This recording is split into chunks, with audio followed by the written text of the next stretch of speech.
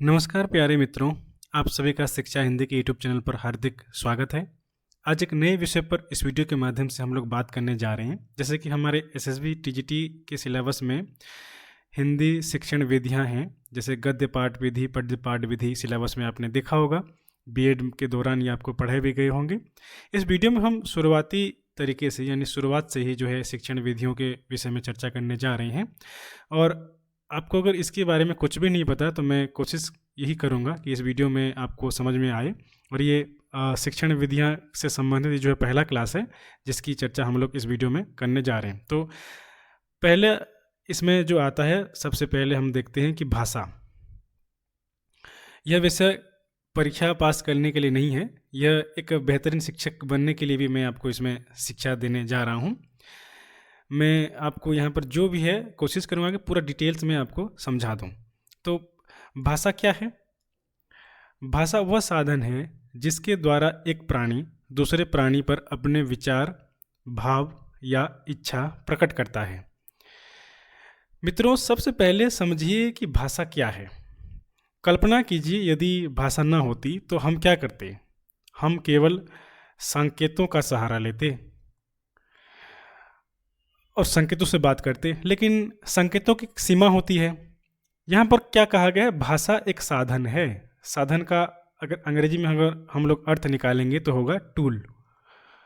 भाषा एक साधन है जिसके द्वारा एक प्राणी दूसरे प्राणी पर अपने विचार का क्या अर्थ है?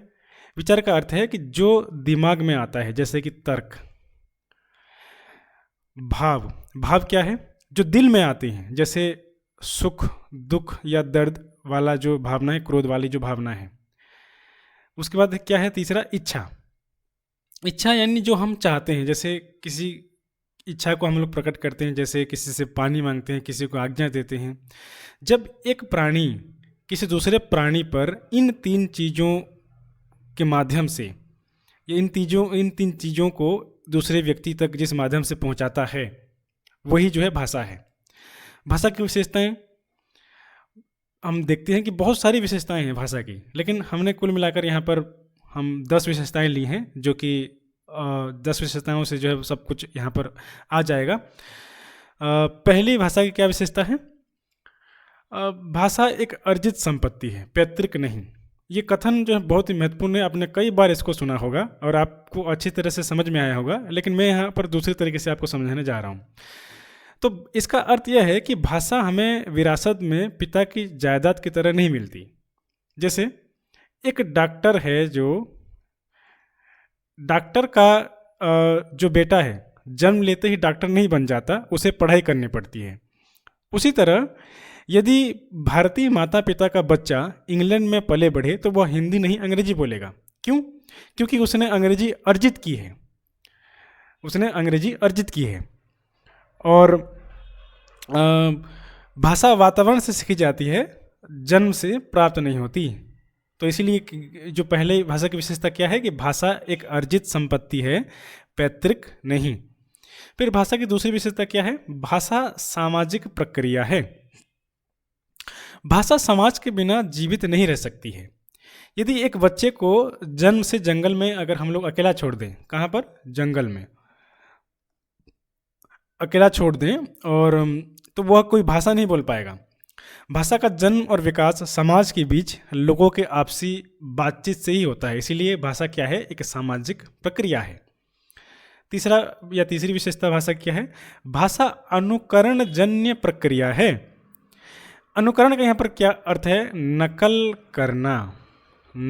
करना, या अगर अंग्रेजी में हम लोग कहें तो कॉपी करना। तो यहाँ पर क्या लिखा गया? भाषा अनुकरण जन्य प्रक्रिया है। यानी छोटा बच्चा अगर हम देखते हैं तो वो कैसे सीखता है? वह अपनी माँ को पानी, दूध बोलते हुए सुनता है और वैसे ही नकल करता है। हम भाषा को रटते नहीं हैं, ध्यान रखना है। हम दूसरों को बोलते हुए उसको सुनकर उसकी नकल करके भाषा जो है जन्म से सीखते हुए आते हैं। तो ये भाषा की तीसरी विशेषता है। भाषा की चौथी विशेषता क्या है? भाषा परंपरागत है, यानी व्यक्ति अर्जन कर सकता है, उत्पन्न नहीं। तो यहाँ पर बहुत ही जरूरी है क्या? हम भाषा को बना नहीं सकते हैं। क्या नहीं कर सकते हैं? बना नहीं सकते हैं। क्या आप आज एक नई हिंदी भाषा बना सकते हैं? अगर आपसे मैं कहूँ कि आप एक नई हिंदी भाषा बना कर दीजिए तो बना सकते हैं? उत्तर होगा नहीं। यह परंपरा से यानी पिछली पीढ़ियों से चली आ रही है, हम केवल इसे सीखते हैं, अर्जन कर सकते हैं, अर्जन कर सकते हैं, उत्पन्न नहीं कर सकते हैं। इसे पैदा हम लोग नहीं कर सकते हैं या जेनरेट जो है हम लोग नहीं कर सकते हैं। इसीलिए यहाँ पर कहा गया है कि भाषा क्या है? परंपरागत है, जो परंपराओं से चली आ रही है हम उसको सीखते हैं। भाषा की पांचवी विशेषता क्या है? भाषा सतत परिवर्तनशील प्रक्रिया है। भाषा बहते नीर की तरह है, भाषा बहते पानी की तरह है, यह कभी रुकती नहीं है। 1000 साल पहले अगर हम देखेंगे तो जो संस्कृत बोली जाती थी वह पाली बनी। पहले संस्कृत बोली जाती थी, संस्कृत से फिर जो है पाली बनी, पाली से फिर प्राकृत बनी, प्राकृत से फिर अपभ्रंश बनी, और अपभ्रंश से फिर जो है हिंदी भाषा बनी, जो आज हम लोग जिसका उच्चारण कर रहे हैं। तो ये 1000 साल का हिंदी भाषा का इतिहास मैंने आपको 1 सेकंड में बता दिया। इसीलिए यहाँ पर क्या कहा जा रहा है कि भाषा सतत परिवर्तनशील है, भाषा हमेशा बदलती रहती है, उसमें नए शब्द जुड़ते रहते हैं, और इसीलिए कहा गया कि भाषा जो है पानी की तरह बहती रहती है। अब छठी विशेषता क्या है? भाषा का कोई अंतिम रूप नहीं होता। अंतिम रूप का क्या अर्थ है? चूंकि भाषा बदल रही है, हम ये नहीं कह सकते कि बस हिंदी जो यहाँ पर आकर रुकी गई है या हम जो बोल रहे हैं यहाँ पर हिंदी पूरी हो गई है, अब इसमें कोई बदलाव नहीं होगा। इसीलिए कहा गया है कि भाषा का कोई अंतिम रूप नहीं होता है। आज जो हिंदी हम बोल रहे हैं, आज से 100 साल बाद क्या हिंदी ये ऐसी हिंदी बोली जा रही होगी? हम अंदाज़ा नहीं लगा सकते उसमें कितना जो है हेर फेर बदला जो है हो गया होगा। तो इसीलिए यहाँ पर कहा गया है कि भाषा का कोई अंतिम रूप नहीं होता। 7वां क्या है? प्रत्येक भाषा की संरचना दूसरी भाषा से भिन्न होती है। संरचना यहाँ पर कहा गया है। हर भाषा का अपना ढांचा होता है। संरचना का यहाँ पर अर्थ है स्ट्रक्चर। तो हर भाषा का अपना ढांचा होता है। जैसे हिंदी में हम कहते हैं राम आम खाता है, एक उदाहरण है कि राम आम खाता है। तो यहाँ पर जैसे हम देखते हैं कि हिंदी में क्या है, पहले सब्जेक्ट है, फिर ऑब्जेक्ट है, फिर वर्ब है, तो ये वाला पैटर्न है। लेकिन जहाँ पर अगर हम लोग अंग्रेजी में अगर इसको लिखेंगे तो क्या होगा? Ram Yeats mango. यहाँ पर क्या है? पहले सब्जेक्ट है, फिर वर्ब है, फिर ऑब्जेक्ट है। तो हर भाषा का एक स्ट्रक्चर रहता है, एक अलग संरचना रहती है। 8वीं विशेषता क्या है? भाषा कठिन से सरल की ओर होती है। कठिन से सरल की ओर होती है। देखो, इस बिंदु को ध्यान से समझना होगा। अक्सर यहाँ पर जो है छात्र भ्रमित होते हैं। जैसे इसका उदाहरण के रूप में मैं क्या बोलना चाहूँगा, जैसे यहाँ पर देखो, जो 1 सेकंड में मैंने आपको पूरा 1000 साल का इतिहास बताया था हिंदी भाषा का। ये जो संस्कृत भाषा थी बहुत ही कठिन थी, और जो हिंदी भाषा आज हम लोग बोल रहे हैं बहुत ही आसान है। तो इससे आप लोग समझ सकते हो कि भाषा क्या है, कि कठिन से सरल की ओर होती थी। प्राचीन जो हमारा संस्कृत था उसका व्याकरण बहुत ही कठिन था। धीरे धीरे लोगों ने उसमें बोलने में आसानी के लिए उसे सरल बना दिया। जैसे पहले क्या था? अग्नि। उदाहरण के लिए अगर हम लोग देखें तो पहले अग्नि शब्द था, आज हम क्या बोलते हैं? आग। उसी प्रकार पहले बहुत सारे ऐसे शब्द हैं जो संस्कृत में थे, आज उसका हम लोग जो है तद्भव रूप बोलते हैं। मनुष्य स्वाभाविक रूप से भाषा को कठिन से आसान बनाता चलता है। भाषा की 9वीं विशेषता क्या है? भाषा स्थूल से सूक्ष्म एवं संयोगावस्था से वियोगावस्था की ओर विकसित होती है।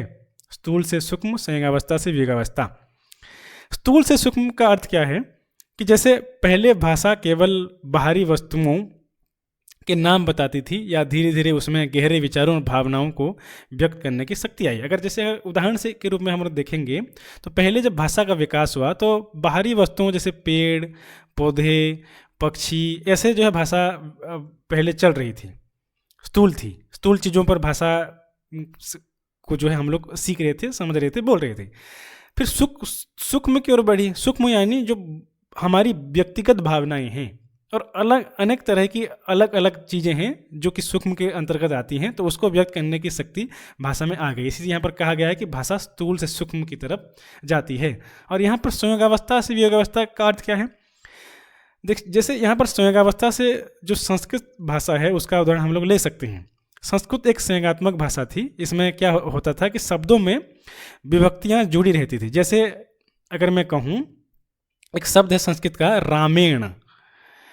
तो ये जो रामेण शब्द है, इसका अर्थ क्या है हिंदी में अगर हम देखें तो राम के द्वारा, राम के द्वारा।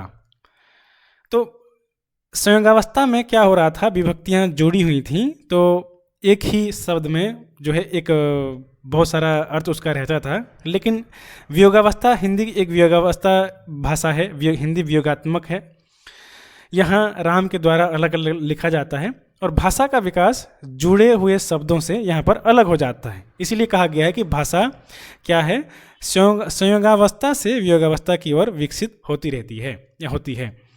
और आखिरी भाषा की विशेषता क्या है, 10वां, प्रत्येक भाषा का एक मानक रूप होता है। मानक का अगर अंग्रेजी में हम लोग अर्थ लें तो होगा स्टैंडर्ड। स्टैंडर्ड रूप होता है प्रत्येक भाषा का। भले ही भाषा बदलती रहती है, लेकिन शिक्षा और कार्यालयों में के लिए उसका एक स्टैंडर्ड या मानक रूप तय किया जाता है जो व्याकरण सम्मत होता है। जैसे आज हम हिंदी का खड़ी बोली रूप बोलते हैं जो कि मानक है और जिसका प्रचलन हम करते हैं। तो ये थी भाषा की 10 विशेषता। उसके आगे हम देखते हैं कि भाषा के विविध रूप। भाषा के विविध रूप होते हैं, यहाँ पर 5 लिए गए हैं, इससे अधिक जो है इसके रूप हैं। मैं परीक्षा के दृष्टिकोण से उतना ही आपको समझाने की कोशिश कर रहा हूँ जितने से आपको जो सिलेबस में दिया गया है समझ में आ जाए। और पूरा मूल तरह से अगर आप कभी भी इसको पढ़े नहीं हो तो भी जो है एक बार में समझ में आ जाएगा, ऐसा मैं कोशिश कर रहा हूँ। तो देखिए, मातृभाषा, बालक जन्म से माँ के मुख से जो सुनता है वो मातृभाषा है, जो हम बचपन से बोलते हैं, सुनते हैं। और जो बच्चा पहली भाषा बोलता है वही उसकी मातृभाषा है। उसके बाद बोली, किसी भाषा की उपभाषा, सीमित क्षेत्र। जैसे अगर हम लोग उदाहरण लें हिंदी, तो हिंदी के 19 रूप हैं। आपने सुना होगा सूरदास की भाषा जो है ब्रज है, तुलसी की अवधी है, और विद्यापति की मैथिली है, मीराबाई की राजस्थानी है। तो ये क्या है, हिंदी एक भाषा है और ये जो 19 हैं उसकी बोलियां हैं, ब्रज, अवधी, मैथिली, मगही, ऐसे करके 19 और हैं। तो हर भाषा की ऐसी बोलियां रहती हैं। प्रादेशिक भाषा क्या है, किसी प्रदेश के विस्तृत भूभाग की भाषा जो है वो उसकी प्रादेशिक भाषा। जैसे हम उड़ीसा में रहते हैं तो उड़ीसा की प्रादेशिक भाषा क्या है, उड़िया है। चौथी क्या है, राजभाषा, शासन एवं सरकार के कामकाज की भाषा। हमारे भारत के संविधान में भाग 17 को अगर हम देखेंगे तो भाग 17 के 343 से लेकर 351 तक भारत की राजभाषा के संबंध में विस्तारित तरीके से विवेचन है, जिसमें कहा गया है कि हाँ, जो हिंदी है जिसको हम लोग राष्ट्रभाषा बोलते हैं, बचपन से सुनते आते हैं, वो गलत है। हिंदी हमारे देश की राजभाषा है। राजभाषा क्या है कि किसी देश की सरकार या शासन व्यवस्था उस पर कामकाज करे। हमारे देश की राजभाषा हिंदी और अंग्रेजी दोनों है। तो शासन एवं सरकार के कामकाज की भाषा क्या है, राजभाषा है। और 5वीं राष्ट्रभाषा। राष्ट्रभाषा क्या है कि संपूर्ण राष्ट्र के विचार विनिमय की भाषा है। और बचपन से हम लोग हिंदी को राष्ट्रभाषा बोल के सुनते आ रहे हैं, लेकिन हिंदी हमारी राष्ट्रभाषा नहीं है, राजभाषा है। तो हमारे देश की कोई राष्ट्रभाषा नहीं है। और वह जो राष्ट्रभाषा है पूरे देश को जोड़ती है भावनात्मक रूप से, और जिसका प्रयोग देश के अधिकतर लोग करते हैं। तो ये भाषा के विविध रूप थे, इससे अधिक भी रूप हैं। मातृभाषा का क्या महत्व है? मातृभाषा ही बालक के भावों एवं विचारों की अभिव्यक्ति का सहज स्वाभाविक साधन है। मातृभाषा हम देखते हैं कि जैसे जब आपको बहुत ही गुस्सा आता है या बहुत चोट लगती है, यहाँ पर एक शब्द आया है कि सहज स्वाभाविक साधन है। मातृभाषा ही बालक के भावों एवं विचारों की अभिव्यक्ति का बहुत ही सहज साधन है। जैसे उदाहरण के रूप में अगर हम समझेंगे तो स्वाभाविक साधन से क्या है, उसका तात्पर्य है कि हमें सोचना नहीं पड़ता, शब्द अपने आप आ जाते हैं। जैसे अगर आप किसी भावनात्मक पहलू में बैठे हुए हैं, जब आपको बहुत गुस्सा आता है या चोट लगती है तो आपके मुंह से अंग्रेजी नहीं निकलती, आपकी जो मातृभाषा है वही जो है आपके मुंह से निकलती है। इसीलिए यहाँ पर कहा गया है कि भाषा या मातृभाषा ही बालक के भावों एवं विचारों की अभिव्यक्ति का प्रकट करने का स्वाभाविक साधन है। मातृभाषा में बालक की सृजनात्मक शक्ति का विकास होता है। सृजनात्मक शक्ति क्या है? क्रिएटिविटी, जिसको हम लोग अंग्रेजी में बोलते हैं। क्रिएटिविटी बोलते हैं जिसको, उसको सृजनात्मक शक्ति यहाँ पर कहा गया है। मौलिक विचार यानी जो ओरिजिनल आइडियाज़ हैं हमेशा अपनी भाषा में ही आते हैं, रटी हुई दूसरी भाषा में नहीं आते। हम केवल उसमें अनुवाद करते हैं, नई रचना नहीं कर पाते।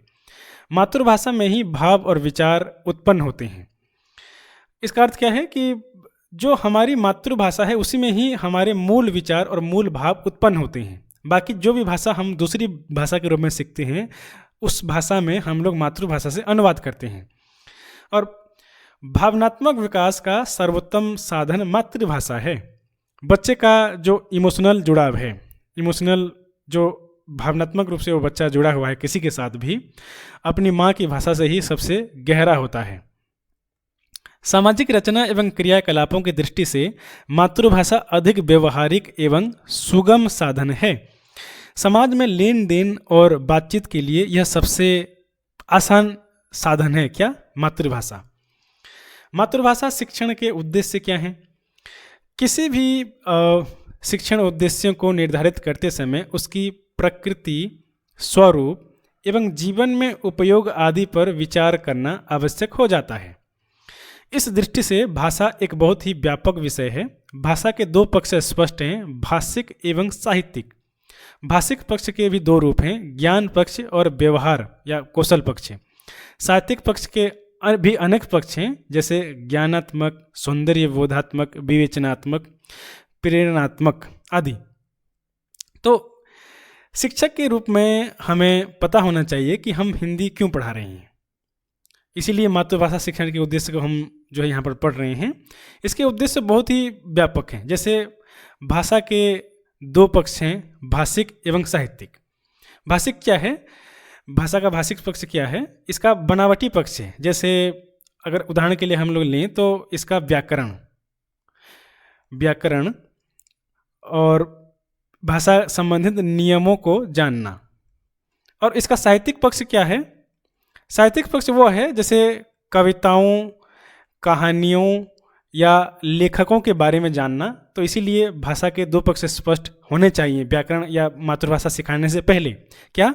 भाषा का भाषिक पक्ष एवं भाषा का साहित्यिक पक्ष। उसके बाद भाषिक पक्ष के दो और रूप हैं। क्या? ज्ञान पक्ष और व्यवहार पक्ष या कौशल पक्ष। जैसे ज्ञान पक्ष से तात्पर्य क्या है कि छात्रों को भाषा के तत्वों का, जैसे वर्ण का, शब्द का, इन सब का ज्ञान देना अत्यंत आवश्यक है। और ये भाषिक पक्ष के ज्ञान पक्ष के अंतर्गत आ रहा है। और भाषा का जो व्यवहारिक पक्ष है या कौशल पक्ष है उसमें क्या होता है? इसमें ज्ञान पक्ष में और भी चीज़ें आएगा। इसमें साहित्य की विधाएं आएंगी, हिंदी साहित्य इतिहास भी आएगा और कवियों के बारे में वर्णना भी आएगा ज्ञान पक्ष में। लेकिन भाषा का व्यवहारिक पक्ष या कौशलात्मक पक्ष क्या है? यह सबसे महत्वपूर्ण है। छात्र इसमें जो कौशलात्मक पक्ष है, व्यवहार पक्ष है, इसमें 4 कौशल जो है उसमें विकसित करता है या सीखता है।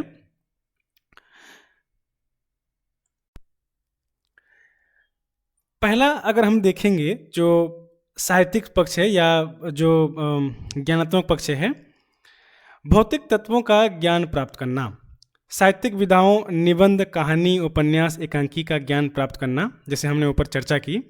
विषय वस्तु का ज्ञान प्राप्त करना, रचना कार्य में विभिन्न रूपों का ज्ञान प्राप्त करना, हिंदी साहित्य के इतिहास की रूपरेखा का ज्ञान प्राप्त करना।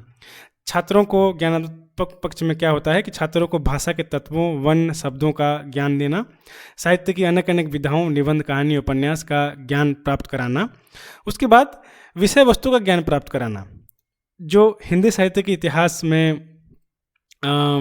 भक्तिकाल, आदिकाल है, उस संबंधित रूपरेखा भी प्रस्तुत करना इसका एक उपविषय है। और यहाँ पर जो साहित्य की विधाएं हैं, जैसे निबंध और कहानी में क्या अंतर है, उनका अंतर जो है उनको प्राप्त कराना, ये ज्ञानात्मक पक्ष है। दूसरा क्या है? कौशलात्मक एवं बोधात्मक पक्ष। सुनकर अर्थ ग्रहण करने की दक्षता प्राप्त करना, गद्य या पद्य पढ़कर अर्थ ग्रहण करने की दक्षता प्राप्त करना, शुद्ध एवं स्पष्ट वाचन की योग्यता प्राप्त करना, बोलकर तथा लिखकर अपने भावों एवं विचारों को व्यक्त करने की योग्यता प्राप्त करना। यह सबसे महत्वपूर्ण है। छात्र में 4 कौशल जो है ये विकसित करता है। सुनकर समझना यानी अर्थ ग्रहण करना, पढ़कर समझना यानी गद्य पद्य का अर्थ जानना, शुद्ध बोलना यानी वाचन कौशल का जो है विकसित होना, शुद्ध लिखना यानी जो अभिव्यक्ति है उसका स्पष्ट होना, रचनात्मक एवं समीक्षात्मक साहित्य का रसास्वादन एवं सामान्य समालोचना की योग्यता प्राप्त करना। बच्चे के अंदर यह क्षमता लाना कि वह केवल पढ़े नहीं बल्कि उस पर अपनी राय या समीक्षा भी दे, रिव्यू भी उसको करे। यह रचना अच्छी क्यों है और साहित्य का आनंद जो है वो ले सके। तो ये रचनात्मक एवं समीक्षात्मक पक्ष के अंतर्गत आता है। चौथा क्या है? सृजनात्मक। सृजनात्मक क्या है? क्रिएटिविटी, जैसे हमने ऊपर चर्चा की, बच्चा इसमें रचना कार्य में मौलिकता लाता है, भाषा कौशल में मौलिकता वो जो है उसके अंदर आती है। बच्चा खुद कविता या कहानी लिख सके, रटी रटाई बात ना बोले बल्कि अपनी मौलिकता इसमें वो दिखाए। पांचवा क्या पक्ष है? अभिवृत्त्यात्मक। बच्चे के मन में हिंदी भाषा के प्रति रुचि जगाना, यही जो है इसका उद्देश्य है। भाषा और साहित्य में रुचि लेना, सवृत्तियों का विकास करना।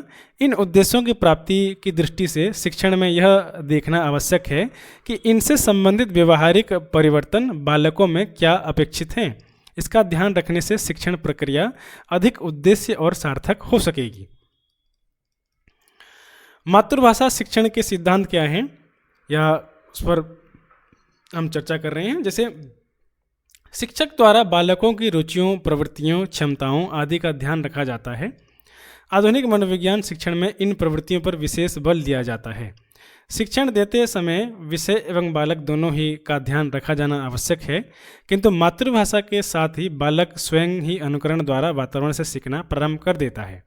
अतः एवं उसको मातृभाषा का अनुकरण उसी क्रम में कराना आवश्यक है जिस क्रम से बालक स्वाभाविक रूप से भाषा सीखता है। मातृभाषा शिक्षण के सामान्य सिद्धांत निम्न हैं। मातृभाषा शिक्षण के सिद्धांत यहाँ पर जैसे हमने पढ़ा कि शिक्षण हमेशा छात्र केंद्रित या चाइल्ड सेंट्रिक होना चाहिए। हमें बच्चे की क्षमता देखनी होगी, साथ ही यह याद रखना होगा कि बच्चा अनुकरण से, यानी बच्चा हमेशा कॉपी करके सीखता है। और यहाँ पर मातृभाषा शिक्षण के सिद्धांत दिए गए हैं। पहला सिद्धांत क्या है? स्वाभाविकता का सिद्धांत। बालक अनुकरण द्वारा स्वाभाविक रूप से भाषा सीखता है। इसमें जो है LSRW ये प्रोसेस यहाँ पर चलता है। पहला क्या है? लिसनिंग, दूसरा क्या है? स्पीकिंग, तीसरा क्या है? रीडिंग, और चौथा क्या है? राइटिंग। तो यहाँ पर आप देख सकते हैं सुनना, बोलना, पढ़ना, लिखना, इस सिद्धांत में ऐसा होता है। जैसे शिक्षक को इसी क्रम में पढ़ाना चाहिए। पहले दिन ही बच्चे के हाथ में अगर हम लोग पेन दे देंगे और उसे बोलेंगे कि लिखो, तो ये जो है गलत हो जाएगा। पहले उसे सुनाना चाहिए और फिर उससे बुलवाना चाहिए। ये स्वाभाविकता का सिद्धांत है। सिद्धांत बहुत सारे हैं लेकिन हम यहाँ पर केवल 9 सिद्धांतों की चर्चा कर रहे हैं। दूसरा क्या है? अभ्यास का सिद्धांत। आपने एक दोहा सुना होगा, करत करत अभ्यास के जड़मति होत सुजान। तो ये अभ्यास का सिद्धांत में जो है प्रयोग होता है। भाषा रटने का विषय नहीं है, हमने ऊपर चर्चा की है। भाषा रटने का विषय नहीं है, वो अभ्यास द्वारा, प्रैक्टिस द्वारा जो है आता है, या प्रैक्टिस का विषय है। जितना हम बुलवाएंगे उतनी अच्छी जो है भाषा होगी। तीसरा है रुचि का सिद्धांत। पाठ को हमेशा रोचक बनाओ, कहानी, गीत या खेल के माध्यम से पढ़ाओ ताकि जो बच्चे हैं आपके कक्षा में बैठे हुए हैं वे बोर न हो जाएं, उनमें रुचि जागृत हो। चौथा है सक्रियता का सिद्धांत। बच्चा हम देखते हैं कि कक्षा में चुपचाप मूर्ति बनकर बैठा रहते हैं, तो उसको यहाँ पर सक्रिय करना है। तो उसको हमको मूर्ति बनकर बैठने न देना है, उसे प्रश्न पूछने, बोलने के लिए और चर्चा करने का उसे मौका देना है। फिर पांचवा है मौखिक कार्य का सिद्धांत। भाषा मूल रूप से बोलने की चीज़ है, लिखना तो बहुत बाद में आया था, इसीलिए कक्षा में लिखने से ज़्यादा बोलने पर जोर देना चाहिए। अगर हम केवल ब्लैक बोर्ड पर लिखेंगे और चुपचाप उसको बच्चे उतारते रहेंगे तो वो भाषा सीख नहीं पाएंगे। इसीलिए जितनी ज़्यादा मौखिक चर्चा या ओरल प्रैक्टिस होगा क्लास में, भाषा उतनी ही जल्दी उसको समझ में आएगी। प्रश्न उत्तर, कहानी सुनना, कविता पाठ में ये सब मौखिक कार्य हैं जो भाषा की नींव को मजबूत करते हैं। छठा, स्वतंत्रता एवं व्यक्तिक विभिन्नता का सिद्धांत।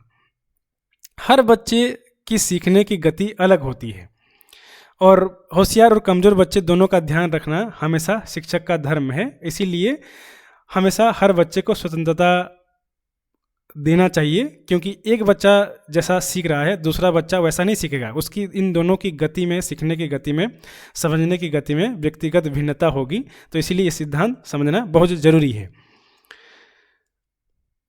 सातवां, चयन एवं विभाजन का सिद्धांत। विद्यार्थियों, जैसे हम देखते हैं कि हिंदी का जो पाठ्यक्रम रहता है हमारे स्कूलों में, कॉलेजों में, वो बहुत ही विशाल है। क्या हम उसको एक ही दिन में पढ़ा सकते हैं? पूरा जो बुक है जो हमें दिया रहता है, नहीं पढ़ा सकते हैं। एक अच्छा शिक्षक पहले क्या करता है? चयन करता है, सिलेक्ट करता है और कि आज जो है उसको क्या पढ़ाना है और किस कक्षा के बच्चों को पढ़ाना है। चयन करना होता है और फिर विभाजन करना होता है। पूरे पाठ जो पढ़ाने जा रहे हैं उसको छोटे छोटे हिस्सों में डिवीजन करना होता है। विभाजन का क्या अर्थ है? डिवीजन करना होता है। और पहले जैसे हम उदाहरण के लिए, हम पहले क्लास में अगर व्याकरण पढ़ा रहे हैं तो संज्ञा पहले पढ़ाते हैं, संज्ञा के बाद हम सर्वनाम पढ़ाते हैं, और सीधा अगर हम जाएंगे अलंकार पढ़ा देंगे कक्षा छठे के विद्यार्थियों को तो ये उनके लिए बोझ बन जाएगा, गलत हो जाएगा। तो ये चयन और विभाजन का सिद्धांत हमें समझना बहुत जरूरी है। आठवां क्या है? अनुकरण एवं स्वयं संशोधन का सिद्धांत। यह बहुत ही मनोवैज्ञानिक बिंदु है। बच्चा शिक्षक की नकल हमेशा कक्षा में करता है। अगर मैं सड़क को सड़क बोलूँगा तो बच्चा जो है वो बोलेगा, सड़क बोलेगा। तो इसीलिए स्वयं संशोधन, जब बच्चा नकल करके कुछ गलत बोलता है तो शिक्षक उसे टोकता है या टोकना उसको ज़रूरी हो जाता है। और तो इससे क्या होगा कि बच्चा खुद अपनी गलती सुधार देगा। तो इसीलिए अनुकरण एवं संशोधन का सिद्धांत समझना बहुत ज़रूरी है। नौवां क्या है? जीवन एवं अनुभवों से संबंध का सिद्धांत। जो कक्षा में पढ़ाया जाए उसे बाहरी दुनिया से हमें हमेशा उसको जोड़ना चाहिए। अगर पेड़ हम लोग मान लो पेड़ पढ़ा रहे हैं तो हमें पेड़, असली वाला पेड़ बाहर जाकर दिखाना चाहिए। इससे क्या होगा कि बच्चा जल्दी उसको सीख पाएगा, समझ पाएगा। इसीलिए यहाँ पर कहा गया कि जीवन एवं अनुभवों से संबंध का सिद्धांत। हिंदी भाषा शिक्षक के सामान्य एवं विशेष गुण। हिंदी भाषा शिक्षक के सामान्य गुण क्या हैं? पहला गुण है प्रभावपूर्ण व्यक्तित्व, दूसरा है नैतिक बल, तीसरा है मानसिक एवं शैक्षिक योग्यताएं, और चौथा यहाँ पर है उपाधियाँ। इसको डिटेल्स में अगर हम लोग समझेंगे तो क्या होगा? प्रभावपूर्ण व्यक्तित्व यानी उसका जो व्यक्तित्व है, जिसको हम लोग अंग्रेजी में पर्सनैलिटी कहते हैं, तो उसका पर्सनैलिटी जो है इम्प्रेसिव होना चाहिए। नैतिक बल यानी उसका जो कैरेक्टर है, कैरेक्टर बहुत ही अच्छा होना चाहिए। और मानसिक बल यानी मानसिक जो मनोवैज्ञानिक उसका जो बल है वो बहुत ही जो है अच्छा होना चाहिए। और शैक्षिक योग्यताएं, उसके पास उचित डिग्रियां होनी चाहिए, बीएड की, एमएड की, एमए की डिग्री होनी चाहिए। और उपाधियां उसी के अंतर्गत, डिग्रियों के अंतर्गत जो है वो आती है। विशिष्ट गुण क्या हैं? हिंदी भाषा का ज्ञान, हिंदी साहित्य का ज्ञान, हिंदी के प्रति गौरव एवं दायित्व की भावना, साहित्यिक अभिरुचि, भाषा शिक्षण की विधियों का ज्ञान। हिंदी भाषा का ज्ञान क्या है कि आपको व्याकरण और शब्दावली पर खास पकड़ रहनी चाहिए अगर आप क्लास में पढ़ाने जा रहे हैं। हिंदी साहित्य का ज्ञान, जैसे हिंदी के कवियों के बारे में, कबीर के बारे में, सूर के बारे में, तुलसी के बारे में, समय सीमा की उनके बारे में, और वो जब उनका जन्म हुआ उनकी परिस्थितियों के बारे में अच्छी तरह से बोध होना चाहिए। हिंदी के प्रति गौरव क्या है कि उसे कक्षा में हिंदी पढ़ाने में शर्म नहीं आए, बल्कि उसको गर्व महसूस हो, तभी जाकर उससे बच्चे सीख पाएंगे। और शिक्षण विधियों का ज्ञान क्या है? उसे पता होना चाहिए कि जो वो पढ़ाने कक्षा में जा रहा है, व्याकरण पढ़ाने जा रहा है, तो उसको व्याकरण को वो कैसे पढ़ाए। और हिंदी शिक्षक का कर्तव्य है कि कक्षा शिक्षण की पूर्व तैयारी अच्छी प्रकार से करें और बालकों में हिंदी के प्रति रुचि एवं अनुराग उत्पन्न करें। शिक्षक का ये कर्तव्य बन जाता है कि वो कक्षा में जाने से पहले हमेशा शिक्षण की पूर्व तैयारी, जैसे कि जिसको हम लोग लेसन प्लान बोलते हैं, लेसन प्लान करें और बच्चों में ऐसे पढ़ाए कि बच्चे खुशी से प्यार से हिंदी को अपनाएं और उसको सुने समझें। भाषाई कौशल, जैसे जिसको अंग्रेजी में लैंग्वेज स्किल्स कहा जाता है, वाणी ईश्वर द्वारा मानव को दी हुई एक विशिष्ट शक्ति है। इस वाक शक्ति द्वारा मनुष्य सभी प्राणियों में श्रेष्ठ माना गया है। मानव अपनी अनुभूति को जिस वाक यंत्र की सहायता से ध्वनि विशेष द्वारा प्रकट करता है उसे ही भाषा कहते हैं।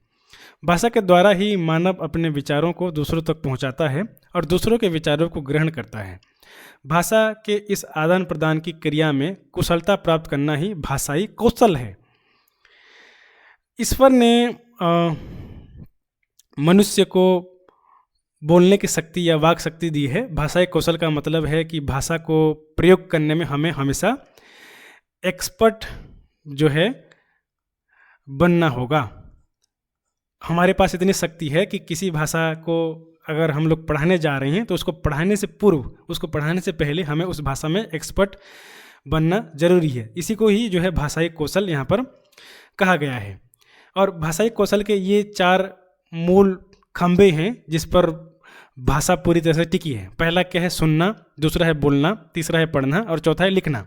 तो हम एक एक करके पूरा समझेंगे। पहला इसका जो है कौशल है श्रवण कौशल। श्रवण या सुनना कौशल, श्रवण कौशल का संबंध कान से है। भाषा सीखने का यह प्रथम चरण है। छात्र कहानी, कविता, भाषण, वार्तालाप आदि का ज्ञान सुनकर ही प्राप्त करता है तथा उसका अर्थ भी ग्रहण करता है। वास्तव में श्रवण कौशल भाषा सीखने का प्रमुख एवं महत्वपूर्ण अंग है। सुनी हुई बातों का हमारे मन मस्तिष्क पर विशेष प्रभाव पड़ता है और प्राणी में उसका असर साफ दिखता है। श्रवण कौशल का संबंध कान से है। भाषा सीखने का यह प्रथम चरण है। और यहाँ पर ध्यान रखना, सुनना और श्रवण इन दोनों में अंतर है। क्या अंतर है? जैसे सुनना क्या है कि सड़क में शोर हो रहा है, पंखे की आवाज़ हो रहा है, उसे आप सुन रही हैं, ठीक है। और श्रवण क्या है? ध्यानपूर्वक सुनना, उसका जो सुन रहे हैं उसका अर्थ समझना। क्या समझना? अर्थ समझना। बच्चा सबसे पहले सुनता है तभी वह जो है अच्छे से बोल पाता है। जो बहरा होता है वह अक्सर गूंगा भी होता है क्योंकि उसने कभी ध्वनि सुनी ही नहीं। श्रवण कौशल का क्या महत्व है? श्रवण में कुशलता होने पर अन्य के विचारों को शीघ्रता से, सरलता से ग्रहण किया जा सकता है।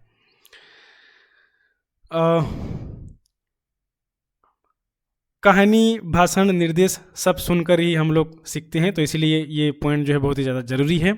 दूसरा क्या है? भाषा अनुकरण द्वारा सीखी जाती है। नए नए शब्दों को सुनकर बालक अपने शब्द भंडार में वृद्धि करता है। जब बच्चा शुद्ध उच्चारण सुनता है तो तभी वह शुद्ध जो है बोलने की कोशिश करता है, उसको अपने वोकैबुलरी में, अपने डिक्शनरी में वो स्टोर करता है। बालक श्रवण के प्रति जागरूक बनता है, उसको श्रवणेंद्रियों का उपयोग होता है श्रवण कौशल के माध्यम से। श्रवण कौशल से वक्ता को संतुष्टि रहती है। अच्छे श्रोता को पाकर वक्ता प्रसन्न हो जाता है। अगर आप किसी ऐसे टीचर की क्लास अब तक किए हैं जिनको सुनने से ही आपको बहुत अच्छा लगता होगा बचपन से ही, तो उनके क्लास में आप बोर नहीं होते हैं, एंजॉय करते हैं। तो इसीलिए यहाँ पर कहा गया कि अच्छे श्रोता को पाकर वक्ता भी प्रसन्न होता है और जो श्रोता है वो उसको भी संतुष्टि मिलती है।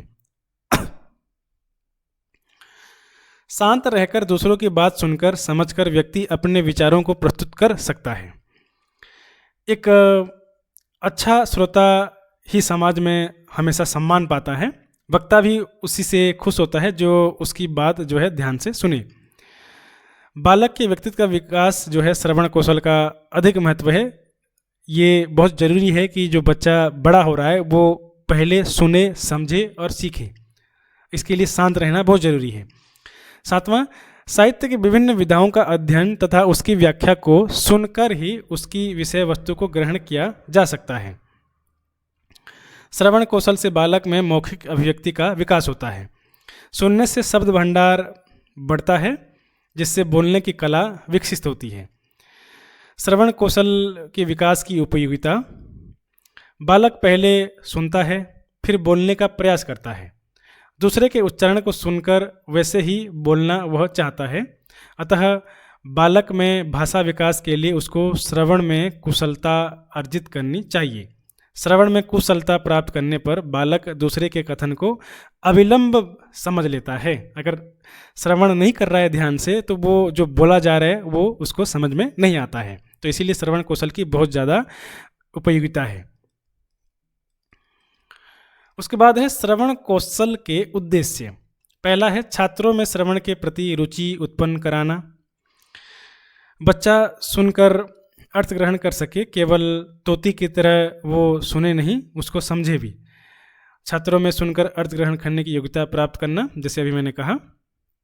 दूसरों के द्वारा उच्चारित शब्दों को सुनकर शुद्ध उच्चारण करने का प्रयत्न करना।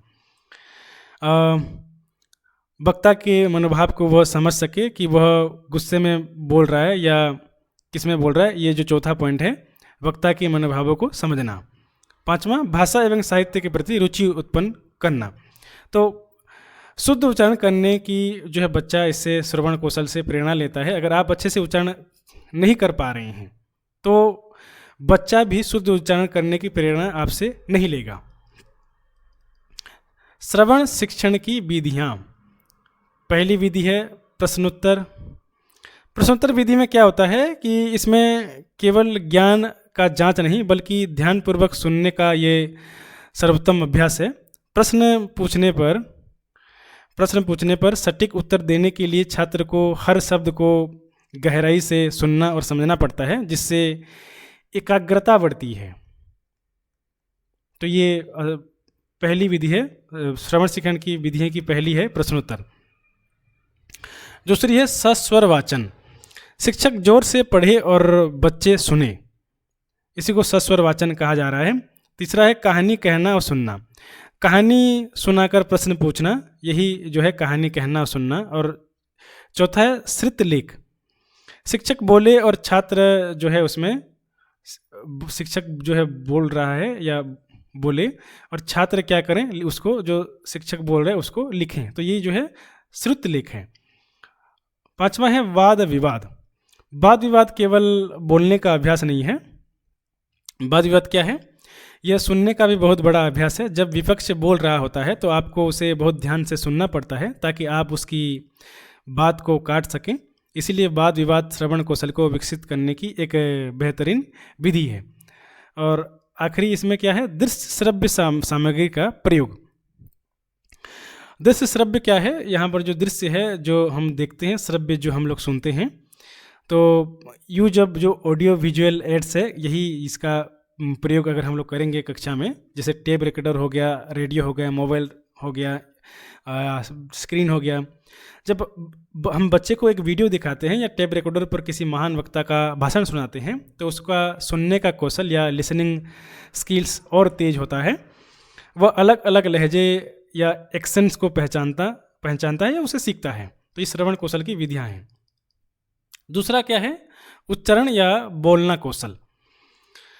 प्राचीन काल में वेदाध्ययन का विशेष में उच्चारण महत्व था। इसीलिए वेदों के गुरु अपने शिष्य को व्यक्तिगत रूप से पढ़ाता। शुद्ध उच्चारण का तात्पर्य उस उच्चारण जिसे सर्वमान्यता प्राप्त है। उच्चारण शिक्षण का अर्थ केवल ध्वनि अथवा वर्णों के उच्चारण मात्र से नहीं, अपितु शब्द, वाक्य और भाषा के रागात्मक तत्व आदि से है। हिंदी ध्वनि का उच्चारण की दृष्टि से अनेक रूपों में वर्गीकरण किया गया है। वेदों के समय से ही भारत में बोलने पर या उच्चारण पर बहुत ज़्यादा महत्व था या उस पर जोर दिया जा रहा था। मंत्रों को गलत उच्चारण का अगर हम लोग कर रहे थे उसमें वेदों में, तो उसका अर्थ अनर्थ हो जा रहा था। इसीलिए बोलना केवल ध्वनियाँ निकालना नहीं है, बोलना है अपने जो भाव है, अपने भाव को शुद्धता देना या शुद्ध रूप से उचित उतार चढ़ाव के साथ जो है प्रकट करना। और यहाँ पर 3 शब्द आप देख पा रहे हैं। शब्द जो ध्वनि है, सॉरी, यहाँ पर आप देख रहे हैं कि जो एक रागात्मक तत्व शब्द आया है, इसका अर्थ क्या है। जैसे यह बहुत ही गहरा पॉइंट है। उच्चारण का मतलब सिर्फ अ, आ या क, ख सही बोलना नहीं है। रागात्मक तत्व का अर्थ है क्या, जो भाषा में जो रागात्मक तत्व हैं, जैसे बलाघात है, किस शब्द पर जोर देना है। जैसे उदाहरण के लिए अगर मैं बोलूँ, यहाँ पर एक उदाहरण मैं दे रहा हूँ, रोको मत जाने दो। और एक यहाँ पर मैं वाक्य लिख रहा हूँ, रोको मत जाने दो। तो यहाँ पर देख रहे हैं आप, रोको के आगे कॉमा लिखा गया है, फिर ये जो है एक वाक्य है, फिर यहाँ पर रोको मत के आगे जो है कॉमा लगा हुआ है। तो इसको उच्चारण करने में यहाँ पर भिन्नता आता है। यहाँ रुकने का स्थान जो है बदलने से अर्थ बदल जाता है। रोको मत जाने दो और रोको मत जाने दो, तो दोनों में भिन्नता है। तो इसीलिए ये रागात्मक जो है भाषा के या उच्चारण कौशल के तत्व हैं। और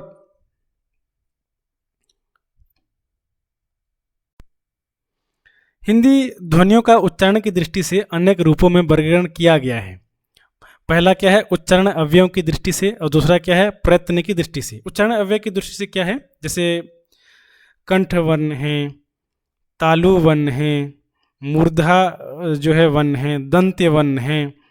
तो ये उच्चारण की दृष्टि से भिन्नताएं हैं उच्चारण अवयव की दृष्टि से। जैसे प बोलने के लिए हमारा होंठ का मिलना बहुत ही आवश्यक है। आप प बोल के देख सकते हैं, दोनों होंठ मिल जाते हैं। और प्रयत्न की दृष्टि से क्या है, जैसे ध्वनि निकालने के लिए मुंह के अंदर जो कोशिश करनी पड़ती है, जैसे हम लोग कहते हैं ना अल्प प्राण ध्वनि, महाप्राण ध्वनि।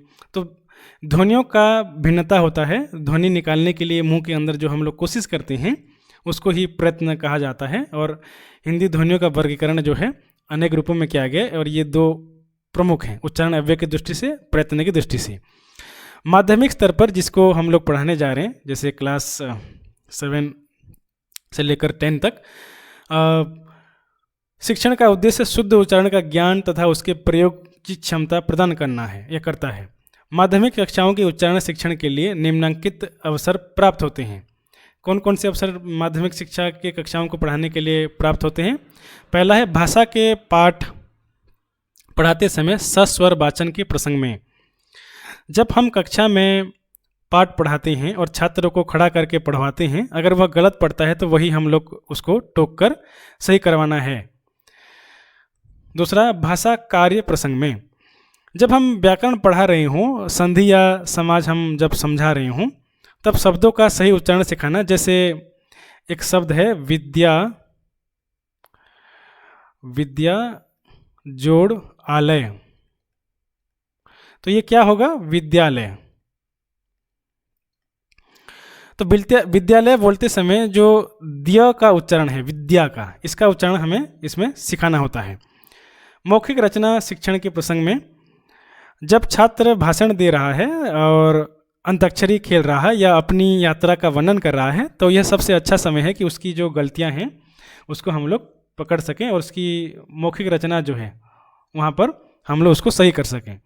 अतिरिक्त शिक्षण व्यवस्था में कुछ बच्चे बार बार एक ही गलती करते हैं, जैसे स है और स है, इसमें अंतर नहीं कर पाते हैं। उनके लिए स्कूल के बाद या खाली घंटे में हमें अतिरिक्त शिक्षण की व्यवस्था करते हुए इनको सुधारना जरूरी है। उच्चारण कौशल का क्या महत्व है। उच्चारण शिक्षण भाषा ज्ञान का आवश्यक अंग है। शुद्ध उच्चारण से भाषा परिष्कृत होती है। शुद्ध उच्चारण से भावाभिव्यक्ति उपयुक्त होती है। भाषा शिक्षा में शब्दों व ध्वनियों का विशेष स्थान होता है। भाषा में संप्रेषण प्रमुख है। अशुद्धोच्चारण से संप्रेषणीयता में बाधा उत्पन्न होती है। तो अगर हम देखें तो यदि उच्चारण अशुद्ध होगा तो सामने वाला आपकी बात नहीं समझेगा। जैसे अगर हम कुछ भी शब्द बोलें, अगर सामने वाला उसको अगर दूसरा सुन रहा है तो उसका दूसरा अर्थ वो समझेगा। अच्छा बोलने वाला व्यक्ति जो है समाज में प्रभावशाली होता है और उसका प्रभाव समाज में पड़ता है। अगर कोई अच्छा बोल रहा है, अच्छा वक्ता है, तो हम उसको ध्यान से सुनते हैं। और शुद्ध उच्चारण ही भाषा को हमेशा सुंदर बनाता है। तो यह था आज का वीडियो जिसमें हमने कुछ महत्वपूर्ण जानकारियों के विषय में चर्चा की। मैं आशा करता हूँ कि वीडियो आपको अच्छा लगा होगा। अगर अच्छा लगा होगा तो लाइक करना ना भूलें और कमेंट में ज़रूर बताएं कि ये वीडियो कैसा रहा। तो शिक्षण विधि के संबंध में हम और क्लास ऐसे ही लेकर आते रहेंगे, तो वीडियो या चैनल में बने रहिएगा। मिलते हैं अगले वीडियो में, तब तक के लिए बने रहिए। धन्यवाद। जय हिंद।